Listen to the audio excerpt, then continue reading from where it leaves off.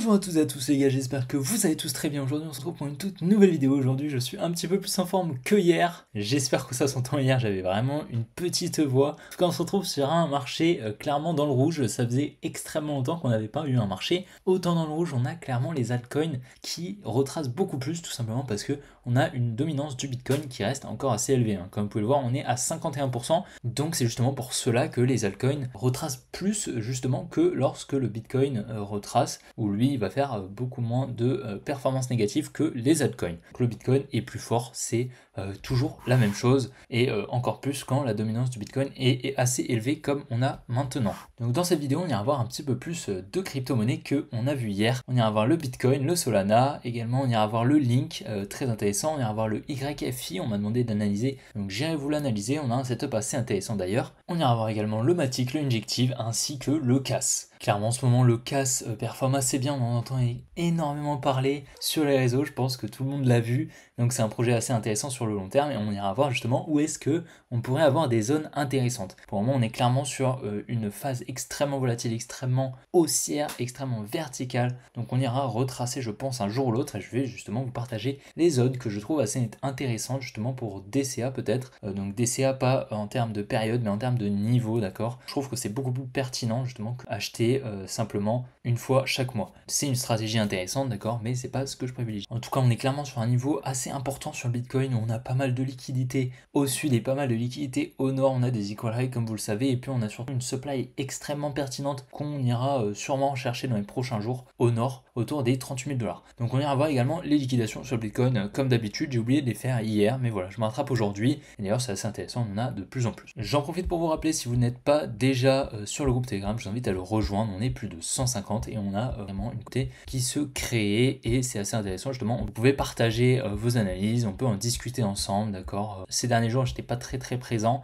mais il y aura toujours quelqu'un pour vous répondre dans tous les cas. Et voilà, les prochains jours, je serai normalement un petit peu plus présent. Également les gars, si la vidéo vous plaît, je vous invite à la liker, à vous abonner si ce n'est pas déjà fait, vraiment ça m'aide énormément. Bientôt les 1000 abonnés, j'espère qu'on les atteindra avant le nouvel an. J'espère en tout cas, ça me ferait un très joli cadeau pour Noël. Et donc les gars, je vous embête pas plus longtemps, on est parti.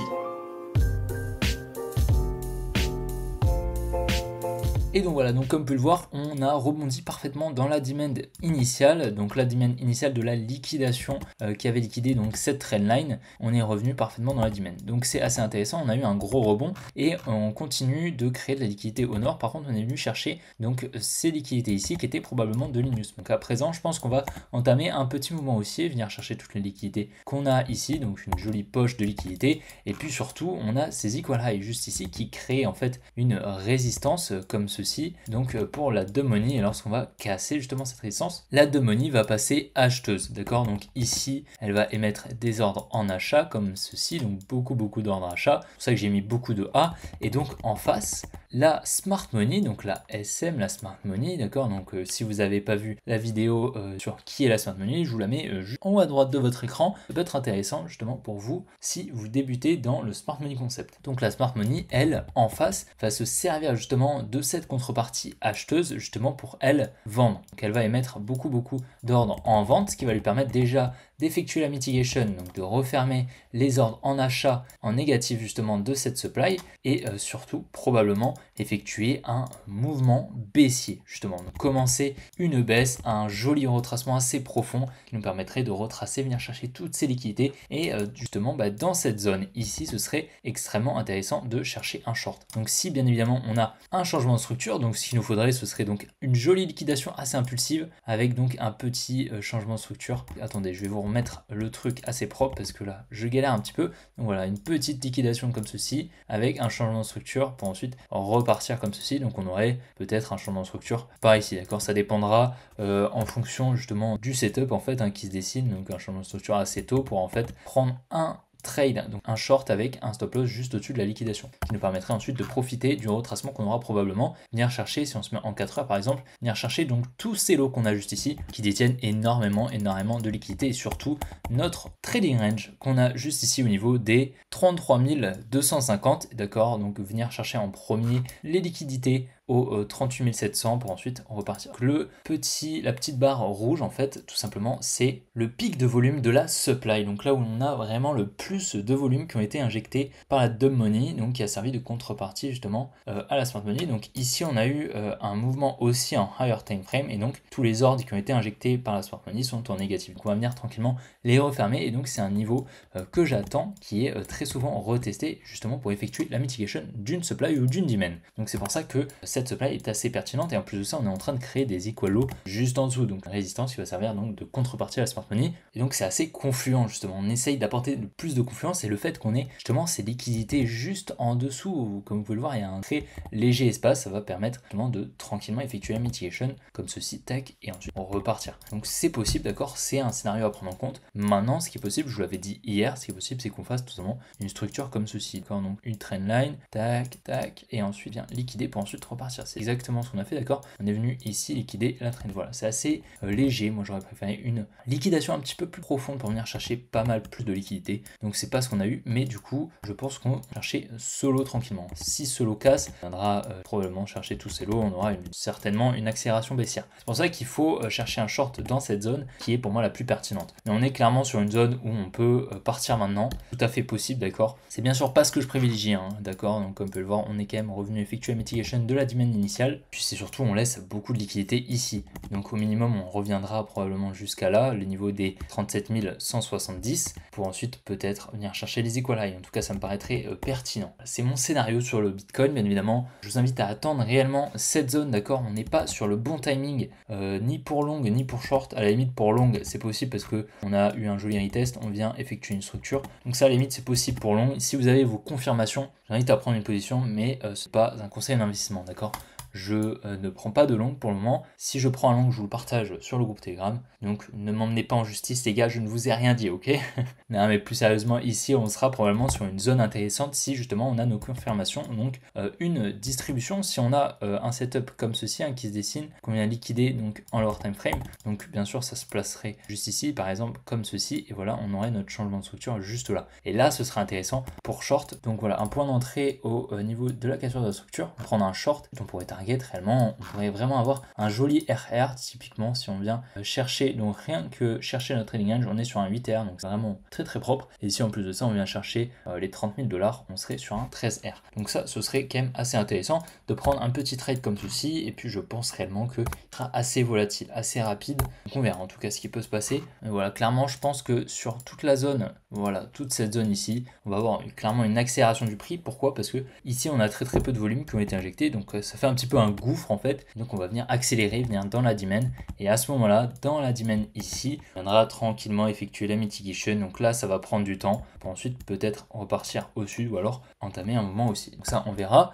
mais voilà, en plus de ça on a beaucoup de liquidité tout ici, donc on aura une poche de liquidité, une cascade de liquidation, une accélération de la volatilité. En tout cas voilà, c'est tout pour le Bitcoin. La vidéo risque aujourd'hui d'être longue, j'ai pas mal déjà parlé sur le Bitcoin, donc clairement il nous reste encore pas mal de crypto, donc la vidéo risque d'être longue. Comme vous pouvez le voir, sur 24 heures, on a donc un pic de volume quand même qui se trouve au nord. Donc nous, comme vous le savez, on attend la zone des 38 000 $ à peu près. Donc ça nous permettrait de venir chercher globalement la totalité des liquidations qu'on a au nord. Par contre, au sud, on en a quand même pas mal, d'accord. On en a globalement jusqu'au 34 400, on a quand même près de 350 millions.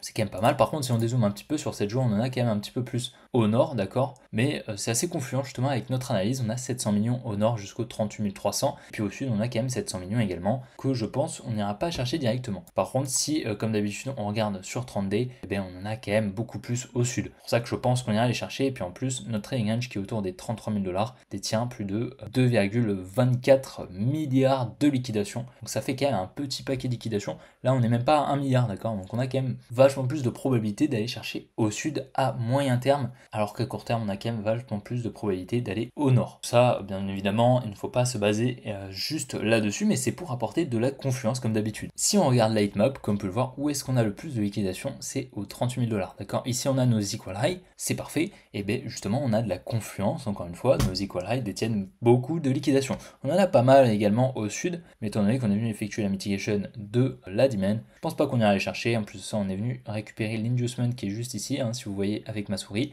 Donc à présent, j'attends des plus hauts pour le moment pour venir chercher tous ces highs. Et probablement venir chercher ces equal highs, ça me paraît logique. Et donc voilà, actuellement on est sur le Solana, clairement ma crypto préférée. Vous le savez, je l'adore. Et donc comme vous pouvez le voir, je pense qu'on a trouvé notre top local. Donc ici, ce serait notre top local autour des 68 $. Est-ce qu'on viendra le casser? Personnellement, je ne pense pas. D'accord, honnêtement, on a quand même enregistré une très jolie hausse. Et je vais vous faire donc l'analyse qu'on a actuellement. Donc on a une très jolie distribution. Je pense que c'est une distribution. En tout cas, ce que je remarque, c'est clairement qu'on a une très jolie création de liquidité ici. Donc un buying climax, donc un mouvement assez volatile, d'accord, haussier, donc qui crée une première poche de liquidité ici, étant donné qu'on a un deuxième mouvement baissier assez volatile. Donc ici, on aurait notre automatic rally que j'ai mal mis, qu'on le mettrait juste là. Vous l'entourez juste ici, on le mettrait ici, et donc on crée avec ceci une jolie trendline comme vous le voyez juste là. On va zoomer un petit peu, vous verrez un petit peu mieux. Voilà, en rose, vous avez une jolie trendline ici de liquidité, et également on a une autre trendline de liquidité au nord. Donc ici, on mettrait notre trading range. Pourquoi je la mets pas ici? Tout simplement parce que ça me paraît assez confluent de la mettre ici, étant donné que la poche de liquidité est assez large comme ceci. Donc on avait une analyse qui s'est parfaitement exécutée, hein, je vous rappelle. On avait forecast cette demand pour justement effectuer un rebond. Donc c'était soit on vient chercher la première trendline au nord pour ensuite venir chercher ce high, et à ce moment-là on vient chercher la demand, on rebondit et on entame une baisse, soit on vient liquider la première trendline en dessous, donc en bas, venir chercher notre trading range qui est comporté énormément de liquidité. À ce moment-là, on a court terme une réaccumulation, d'accord, donc une ABC pour les Elliotistes. Moi personnellement, je ne sais pas les phases d'Elliott, donc les vagues d'Elliott, pardon, mais voilà, pour ceux qui les utilisent, ici on a une jolie ABC. Retour dans la demand, ok, on vient donc casser ce high juste là, donc ça on l'attendait, hein, je vous rappelle, on avait même voulu prendre un trade, on n'a pas été fil tout simplement parce que je voulais rentrer à 51, malheureusement j'ai pas été fil à quelques centimes. C'est malheureux, c'est pas très grave, d'accord, mais c'était quand même un joli trade à prendre. Ici, qu'est-ce qu'on a eu? Un joli uptrust. Donc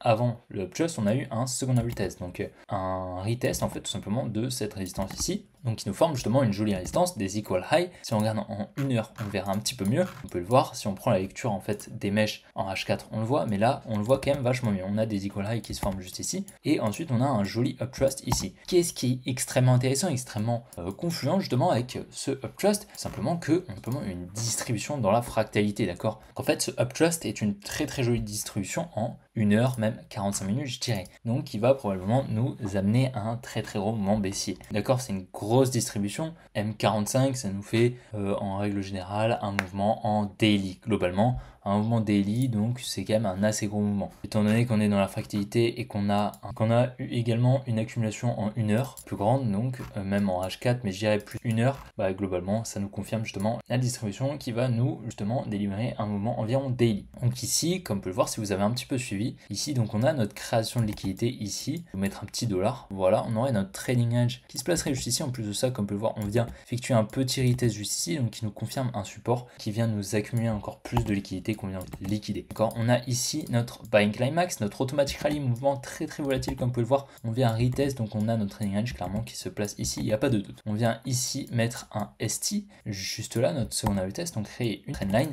Et puis par la suite, on vient liquider tranquillement avec le UT.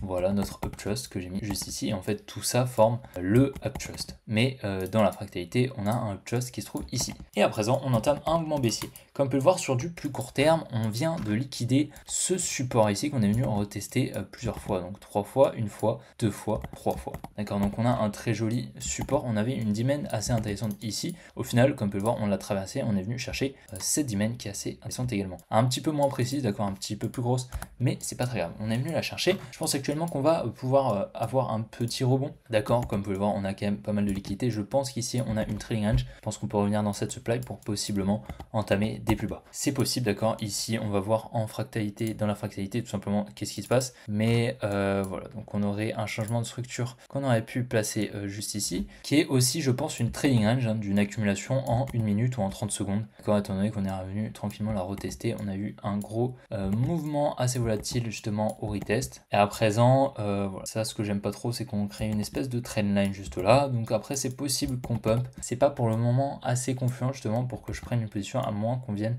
liquider comme ceci cette trendline et ensuite qu'on pump. C'est possible, mais je pense que si on veut une entrée assez pertinente, ça se passera justement dans la supply ici entre les 61 $ et les 62,40. Donc c'est assez possible. Je pense que si on a un retour ici, je chercherai une confirmation, donc une distribution à lower time frame, donc quelque chose qui se passerait comme ça, tac, une liquidation, un changement de structure juste ici. À ce moment-là, je prendrai un trade comme je vous ai fait sur le Bitcoin. Donc, une entrée au changement de structure, un stop loss à la liquidation, tac, et target des plus bas. Tout à fait possible, d'accord. On attend bien évidemment d'avoir les confirmations avant de rentrer. Et donc voilà, c'était tout pour le Solana, mais clairement, je pense qu'on a trouvé notre top local autour des 67-68 $. Je peux bien évidemment me tromper, d'accord. On a eu quand même une récupération d'un gros support ici qui peut tout à fait nous permettre de repump. Voilà, c'est possible et comme vous voyez, on a quand même pas mal de liquidité. Ici, on aurait donc notre sign of weakness. D'ailleurs, je ne vous l'ai pas montré, mais on aurait ici notre sign of weakness, donc la cassure de notre trading range pour ensuite effectuer le uptrust. Et donc voilà, actuellement sur le injective, comme on peut le voir, on est venu chercher juste là donc les liquidités, et comme on peut le voir, si on vient un petit peu dans la fractalité, on aurait donc ici un buying climax. Je vais pas vous écrire les phases parce qu'on les a déjà vues sur le Solana, c'est globalement la même chose. Buying climax ici, donc BC, ici on aurait un ST ici on aurait notre sign of weakness, tac, avec ici une trading range de là. Ici on viendrait liquider ici avec un UT, et en plus comme on peut le voir, on a une distribution fractale, donc exactement la même chose. Buying climax, automatic rally, second retest, uptrust, ici on a une trading range qu'on pourrait placer juste là en fait, hein, tout simplement, même si l'automatic rally est ici, bien que la trading range en général est placée au niveau de l'automatic rally, ou alors on vient un petit peu plus dans la précision et on vient mettre notre trading range juste ici et un SOW, donc sign of weakness juste ici sur ce lot. C'est possible également. Donc sur le injectif, je pense honnêtement qu'on a notre top local qui est trouvé, et à présent on va entamer des plus bas, je pense, et que ce high est je pense également protégé, d'accord. Comme on peut le voir, on a quand même pas mal de liquidité ici, on a des equal lows, et puis après plus bas on a bien évidemment pas mal de liquidité. Ici également on a des equal lows, mais ceux-là sont quand même vachement plus gros. En plus de ça, on a eu des jolis rebonds. Donc pour la dumb money, c'est tout simplement un gros support qui va probablement nous rejeter lorsqu'on va venir le retest. Ils vont acheter ici, la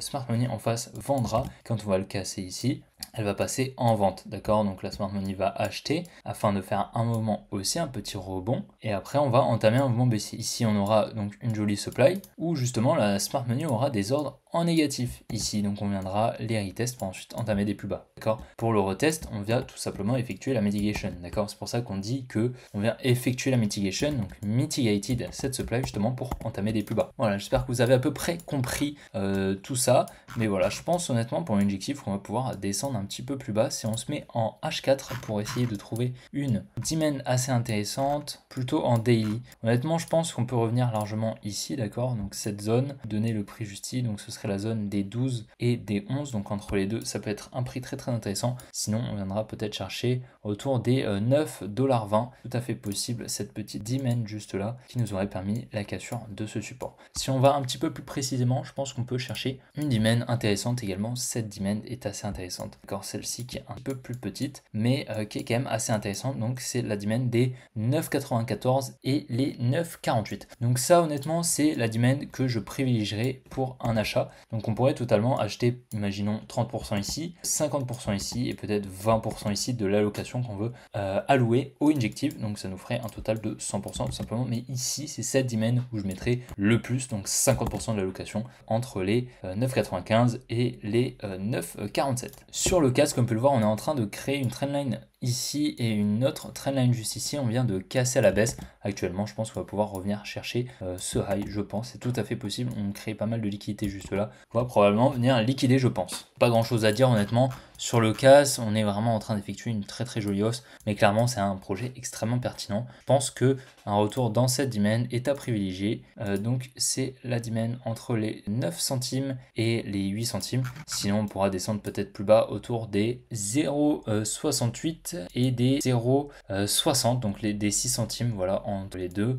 Ce serait assez intéressant. À long terme bien sûr, mais après sur du très très long terme, on est clairement sur des prix extrêmement intéressants, d'accord. On est qu'à 11 centimes honnêtement, je pense qu'on va pouvoir monter beaucoup plus. Sur le CAS, c'est un projet extrêmement intéressant d'ailleurs qui n'est pas listé sur pas mal d'exchanges. C'est pour ça justement que je pense qu'on pourra aller chercher de très très jolies performances. Actuellement, je suis assez bullish tout simplement parce qu'on a cassé triangle de compression à la baisse. J'attends un mouvement haussier pour venir liquider au nord, tout simplement. Le link très très rapide, donc je pense qu'on va avoir un retour justement dans cette demand au minimum, peut-être même celle-ci juste en dessous, donc la demand des 12 $ et la demand des 11,5. Comme vous pouvez le voir, on a laissé un peu de liquidité, mais ça c'est propre au all-link, très clairement, très souvent on laisse pas mal de liquidités et on effectue le mouvement tout de même. On a quand même une création de liquidité qui s'est placée juste ici, donc on aurait une distribution qu'on pourrait placer comme ceci, d'accord, avec un automatic rally juste ici. On vient chercher la trailing range, on a un rebond, on entame un mouvement baissier, tout à fait possible. En plus de ça, si on regarde un petit peu plus dans la fractalité, ici on a une jolie distribution. On vient par contre créer des equal high, donc ça nous fait perdre un petit peu de confluence. Mais en tout cas, un retour dans cette dimen me paraît tout à fait normal. Ça nous permettrait de liquider ce lot juste ici, tous ces lots. Et puis après, peut-être avoir un nouveau mouvement haussier, peut-être venir chercher les 16.5 ou les 17, peut-être. Tout à fait possible, c'est pas ce que je privilégie honnêtement. Je pense qu'on va entamer un retracement sur globalement toutes les cryptos. On va voir en tout cas, mais c'est vrai que si on casse les 38 000 dollars sur le Bitcoin, je pense qu'on aura clairement une euphorie qui va revenir sur les taux tout simplement, qui va permettre à la smart money justement de vendre en face. Donc le YFI, donc très rapidement, on m'a demandé de l'analyser dans les commentaires, donc si vous souhaitez que j'analyse des cryptos spécifiques, n'hésitez surtout pas à me le dire. Donc actuellement, comme vous pouvez le voir, j'espère que vous avez pris des profits sur cette crypto. On a une création de liquidité juste ici, une liquidation ici, un mouvement baissier très propre. On vient effectuer la mitigation tranquillement de cette dimen ici avec cette mèche, donc un joli retest, et on n'a pas cassé encore la trailing range. Donc si on a un retour, ça peut être tout à fait intéressant de prendre une position en short si vous le souhaitez. Bien évidemment, aller chercher un retest peut-être un petit peu plus haut dans la fractalité, donc peut-être en M10 ou en M5, et ensuite venir casser la trailing range, vous protéger bien évidemment en mettant votre stop loss à break-even, donc à votre point d'entrée, pour ensuite venir target probablement la dimen des 10 000 dollars juste ici et peut-être même un petit peu plus bas. Donc voilà, pour le moment, je suis assez baissier sur cet altcoin. Et donc voilà les gars, j'espère vraiment que la vidéo vous aura plu. Petite vidéo assez longue, d'accord, je me rattrape, hein, ces derniers jours, j'ai pas été très actif. En plus de ça, la vidéo d'hier était assez courte, assez rapide. Donc j'étais en vacances ces derniers jours et ça fait du bien quand même de rentrer. Et donc aujourd'hui, on a une vidéo, justement, je rattrape les analyses non faites des précédents jours. Et donc j'espère vraiment qu'elle vous aura plu. Je vous invite à la liker, à vous abonner si ce n'est pas déjà fait. Ça m'aide énormément à rejoindre le groupe Telegram, bien sûr, si ce n'est pas fait également. Et puis les gars, comme d'habitude, je vous souhaite une bonne soirée. On se retrouve demain pour une prochaine vidéo. Allez, ciao les gars!